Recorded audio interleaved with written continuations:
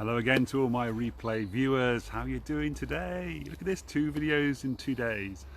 It's not going to be a regular daily thing necessarily, but it might be. You never know. I'm not going to put any pressure on myself to deliver necessarily, at least not yet anyway. Obviously yesterday's video was quite an interesting one, and hello to somebody watching, can't see who it is. I'm in obviously landscape now instead of portrait, so I think that might affect what I can see and what I can't see. So yesterday was about hi Julie, there you go, it says Julie now, my struggles with depression and suicidal thoughts and anxiety and all that kind of stuff. By the way, yesterday I put a comment on yesterday's video about the above the line thinking and below the line thinking, because I couldn't remember what the OAR above the line thinking was, and it's ownership, accountability and responsibility above the line, and then below the line is blame, excuses and denial. So that's bed below the line and oar like you're rowing above the line. So just to finish off that from yesterday. But I also had a comment yesterday from somebody I went to school with, Ruth Robinson. So hi Ruth, I hope you're doing okay today. Well done for your comment, by the way. A little bit of praise for you, because I know you like a little bit of that. Yes, she was talking about how she's been started taking antidepressants and it's really helped her.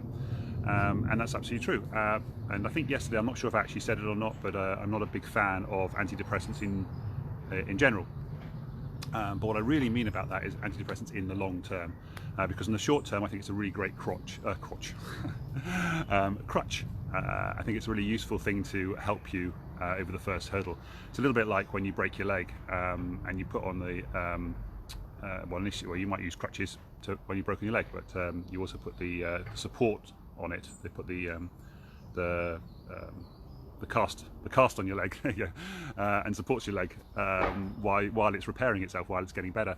And I see antidepressants in a similar sort of way, is that they can help you to get past the initial miserable, can't think straight, just can't operate existence that it is when you're actually struggling with proper depression.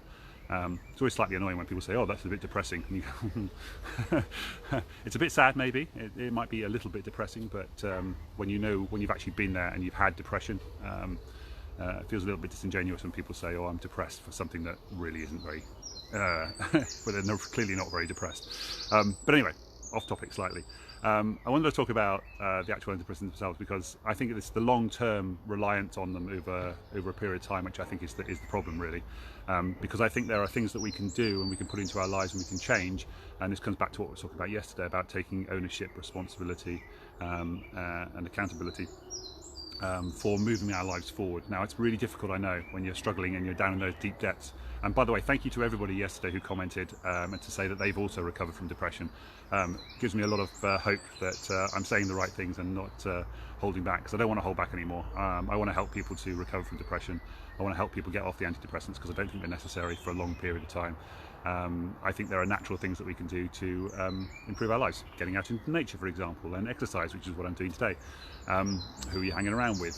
What are you feeding your mind with? I have 15 pillars on my Rubik's Cube, which I don't have in my hand right now. But if you look back on my feed, you'll see me going through a couple of those things from earlier on. So the antidepressants are a really helpful crutch to get you to the point where you can then start making sensible decisions, you can start thinking clearly, and you can start making good, positive decisions for your life going forward. And so that's kind of where I want to help people to get to, is to make those decisions and help them through those first baby steps. Just the first thing: get out of the house, get out of bed to start with. That blame, excuses and denial, stuck in bed. Get out of bed first of all. Get washed, get dressed. That can be a huge monumental task for people who are struggling with depression. Just that little step, and then you can do a little bit of exercise in your house. You can walk up and down your stairs. If you haven't got any stairs, you can just walk around the landing, or you can do some dips or step-ups or something. Some really simple basic exercise. What music are you listening to lift your spirits up? Make sure it's inspiring music and not music that makes you think and takes you down again. You've got to be careful about these things. These are all little tips that we can put in place. But the way I describe it is, it's like a ski slope. I was talking about this briefly yesterday. It's like you've got fresh snow and you go out skiing or you go out sledging, and it's absolutely fantastic and you love it. It's great fun. You're going up and down the slopes loads of times. Eventually the snow starts to slip, to turn into ice. It starts to become a bit slippery. And eventually coming back up the hill, walking back up the hill, becomes difficult because it's all slidey and slippery and you can't get up. And eventually you can get really tired and you get stuck down the bottom of the hill and you go, oh, I can't be bothered, I'm just going to have a sit down. And of course that's really the danger. That's the danger point at which depression becomes really dangerous, because you've sat down now, it's cold, you're tired, you haven't got the energy to climb to the top of the hill, and you can hear everybody else having fun somewhere else, but you can't get to the fun because you're stuck at the bottom of the hill. And that's kind of what it feels like when you're stuck in the deep depths of depression. Hey Ruth, just talked about you at the beginning. Hi Mike as well. Anybody else who's watching as well, sorry if I don't say hello to you as you come on from the middle of full flow. And so and what can happen, of course, is when you're stuck down the bottom of that slope and you're trying to climb back up the slope and it's slippery and sliding, you just can't be bothered, and you just, oh, I can't be bothered, I'm going to stay in bed. I'm going to blame people for not helping me out get the thing. I'm going to deny that there's actually a problem, and I'm going to use excuses that I haven't got the energy and all that kind of stuff. Yeah, it's absolutely fine, perfectly reasonable. But what happens is the doctor can then throw you down the antidepressants. They can throw you down the rope. And they can pull you to the top of the slope, and that's fantastic. And you get to the top of the slope and you go, yay, I'm feeling a little bit better now, I feel like I can cope with life again. But these depressants are really, really helpful.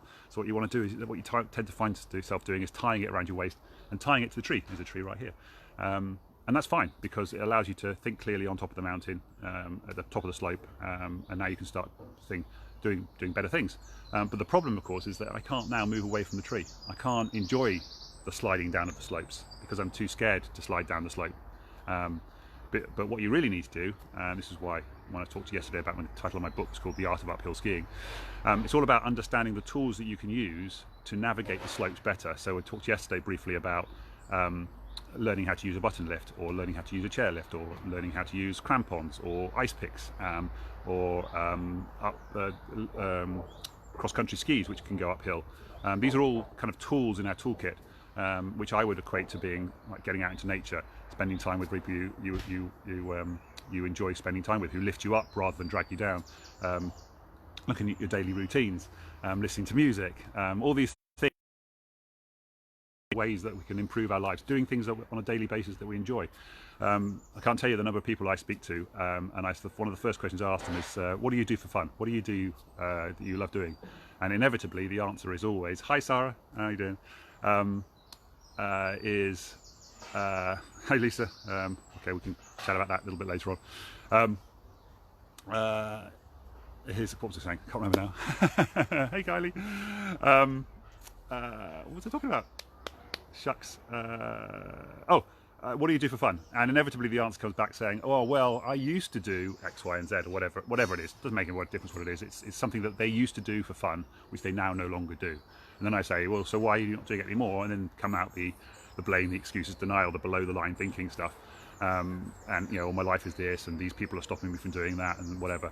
And then the next thing is just to put into plan a little bit of effort to try and get back in that fun stuff. Whatever you used to do with fun. That's all right. Toolbox. Thanks, Lisa. I was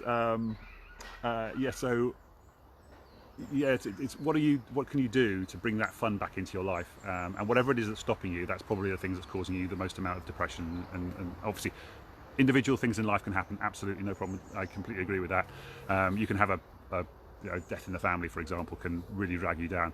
I read a book yesterday on my Blinkist, by the way. Oh, by the way, again, Blinkist.com. Go to Blinkist.com, you get a free book every day. Today's book, I'll come back to oh god, the other topic in a minute. Too many subjects all at the same time, I'm sorry. But yesterday, somebody was saying about how we can, actually it was a YouTube video, about how we can sometimes in life we have a sort of level, and then we can take like one hit and that's kind of okay, and 2 hits we can just about still cope, but that by the time we've got 3 things that have gone wrong in our lives, then everything starts to go a bit wrong, and we slide down that slope and we can't take it anymore, we can't cope anymore. So it's those sort of combination of 3 things that can take you really down. Obviously if you're down already from other things, then it can be worse as well.